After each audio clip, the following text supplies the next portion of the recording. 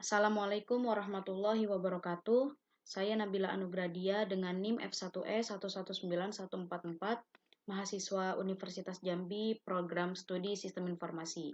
Pada video kali ini, saya akan membahas mengenai tata cara penggunaan aplikasi self-care berbasis web yang telah kelompok kami rancang. Kebetulan saya adalah salah satu anggota dari kelompok A yang beranggotakan Helviani Zebua, Sari Aryani, Ade Bonita, dan Krisan Putri. Dan saya sendiri Nabila Anugradia. Nah, ada beberapa hal yang perlu dipersiapkan sebelum kita masuk ke situs web dan mengoperasikan sistemnya. Yaitu yang pertama, kita harus menggunakan PC atau laptop untuk membuka aplikasinya. Kemudian yang kedua, yaitu di dalam laptop atau PC kita sudah terinstall software XAMPP untuk menjalankan localhost-nya. Langsung saja kita akan memulai melakukan pengoperasian pada aplikasi self-care kita. Pertama kali kita buka dulu software XAMPP-nya. Kemudian kita jalankan Apache dan MySQL-nya. Di sini saya sudah menjalankan Apache dan MySQL-nya ya teman-teman. Kemudian kita buka browsernya. Di sini saya menggunakan Google Chrome sebagai tools untuk menjalankan aplikasinya. Kita ketikkan di sini localhost self-care. Lalu kita klik enter. Nah, ini adalah bagian halaman home dari sistem self-care kita. Pertama-tama saya akan menjelaskan langkah untuk melakukan registrasi pada aplikasi self-care. Kita klik sign up di sini. Kemudian kita ketikkan nama lengkap, misalnya John Legend, misalnya. Kemudian jenis kelaminnya laki-laki, emailnya johnlegend@gmail.com. Username-nya misalnya John Legend. Kemudian password-nya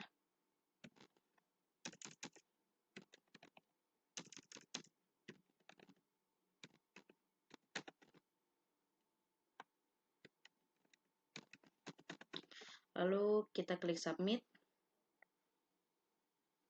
Setelah registrasi berhasil, maka sistem akan menyatakan bahwa registrasi kita telah berhasil.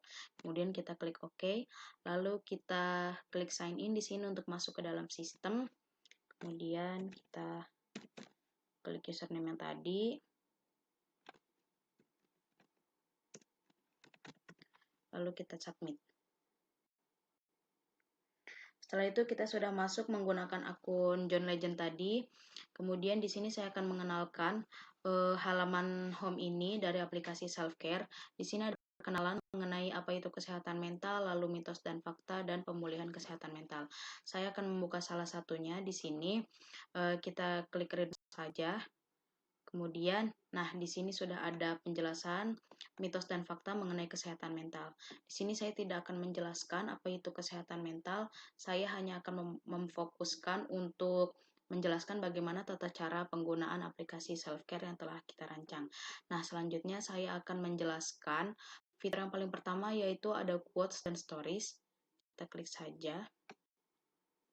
Kemudian di sini sudah ada beberapa quotes stories yang telah admin dan pengguna lain tambahkan di dalam sistem. Kemudian juga ada beberapa kategoris, ada love, ada karir, ada mental, dan ada yang lainnya.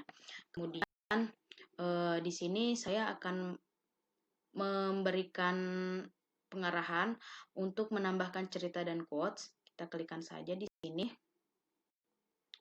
Nah, di sini kita ketik judul cerita about love.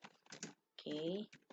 Kemudian kita pilih kategori love, kemudian di sini kita sisipkan gambar.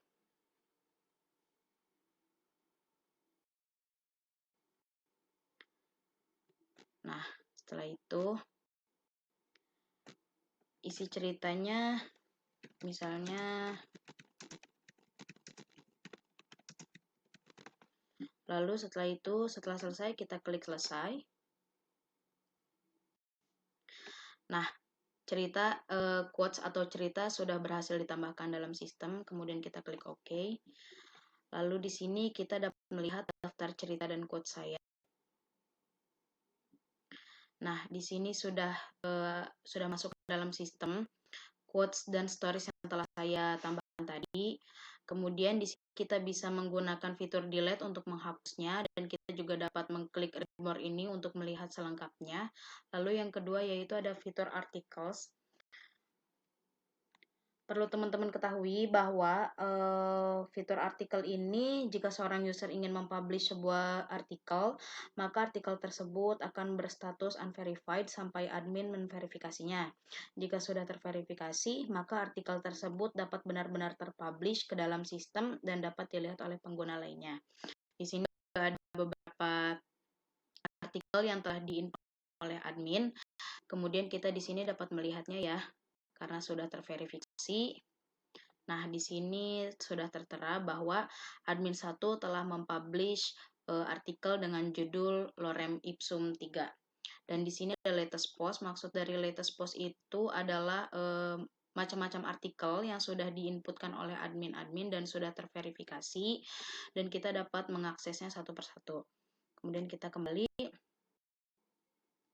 Lalu di sini juga ada beberapa kategori dari artikel, yaitu ada bullying, ada sex harassment, kemudian ada broken home, dan ada lainnya. Di sini saya akan memberi pengarahan mengenai tambahkan artikel. Kemudian kita klik tambahkan artikel. Di sini judul artikelnya misalnya sex harassment. Kemudian kategorinya sex harassment. Lalu kita sisipkan gambar. Setelah itu kita masukkan isinya dan kita klik selesai. Nah, artikel telah berhasil kita tambahkan ke dalam sistem, kemudian kita klik OK, lalu di sini kita bisa lihat daftar artikel saya. Ini adalah artikel yang barusan saja saya upload ke dalam sistem, dan ini masih berstatus unverified karena belum terverifikasi oleh admin. Jadi kita bisa menunggu sampai terverifikasi oleh admin. Nanti setelah terverifikasi, status dari artikel ini akan berubah menjadi verified. Di sini kita juga bisa mendelete dan bisa mengklik read more untuk melihat artikel isi dari artikel selengkapnya. Kemudian saya akan beralih kepada fitur scholarship and donations. Nah, di sini ada dua kategori, yaitu ada donasi dan beasiswa. Di sini juga informasi dan beasiswa yang admin inputkan ke sistem. Kemudian kita dapat melihatnya ya satu persatu. Kemudian ini sudah terverifikasi dan kebetulan admin juga yang menginputkannya. Setelah itu kita dapat menambahkan donasi dan beasiswa, namun seperti fitur artikel, ini harus melalui tahapan verifikasi terlebih dahulu oleh admin sebelum benar-benar terpublish ke dalam sistem dan pengguna lain melihatnya. Tapi sebelum terverifikasi, maka statusnya akan menjadi unverified. Kita tambahkan donasi dan beasiswa. Kemudian di sini misalnya judul donasinya full scholarship, kemudian kategori info donasi dan beasiswanya beasiswa, lalu info donasinya misalnya beasiswa in Harvard, scholarship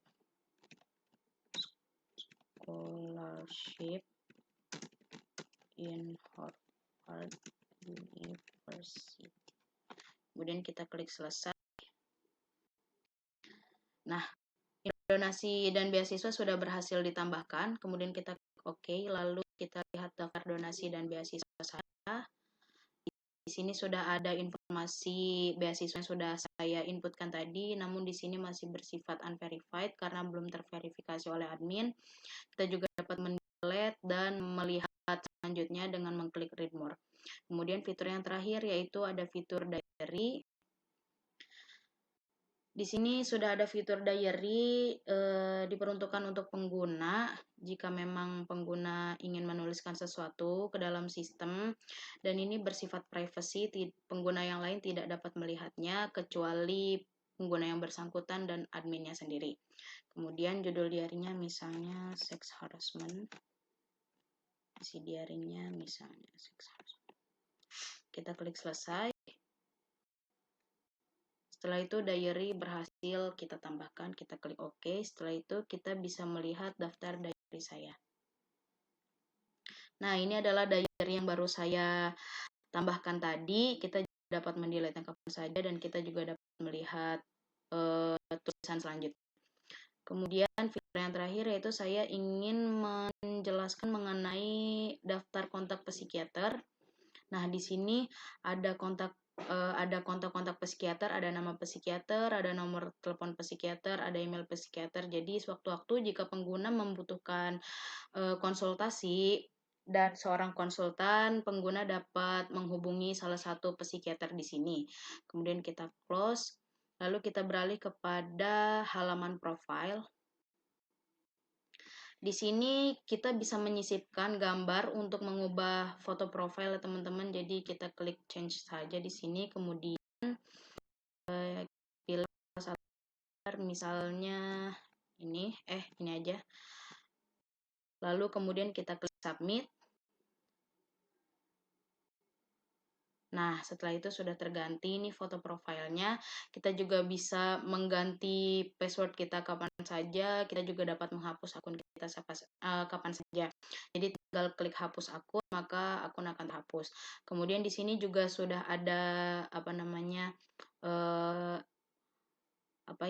history ya. Jadi jumlah postingan kita yang ada di dalam sistem.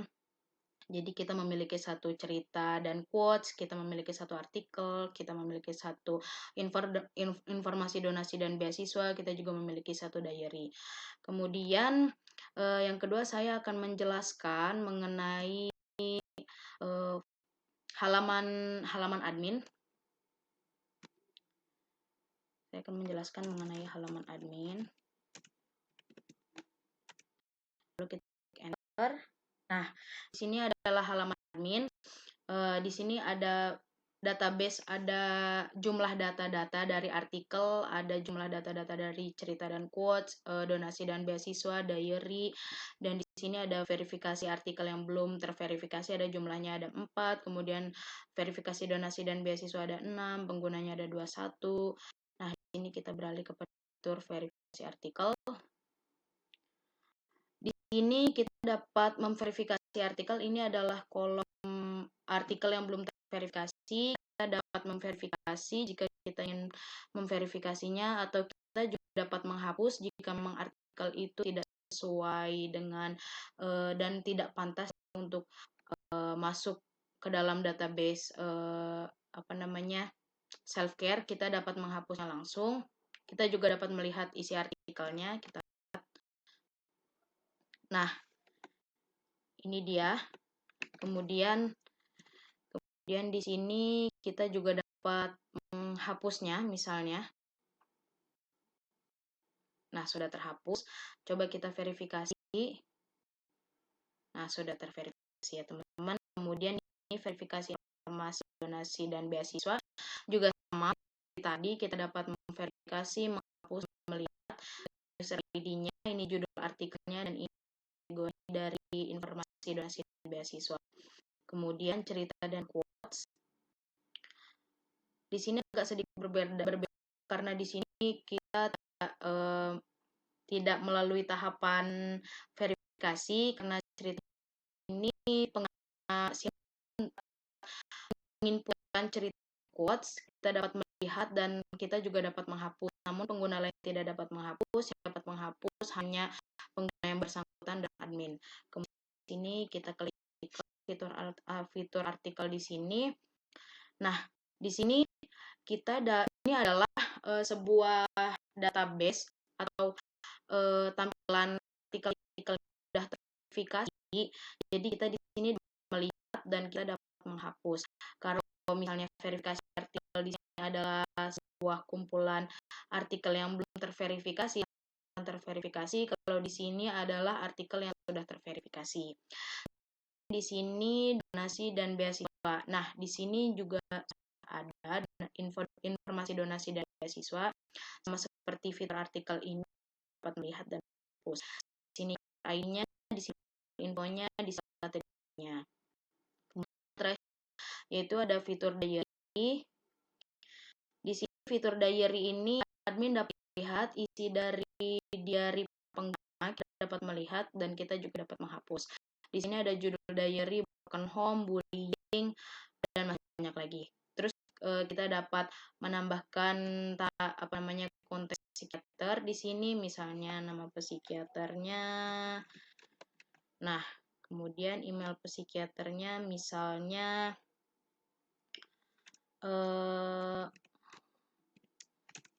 marceljohn@gmail.com.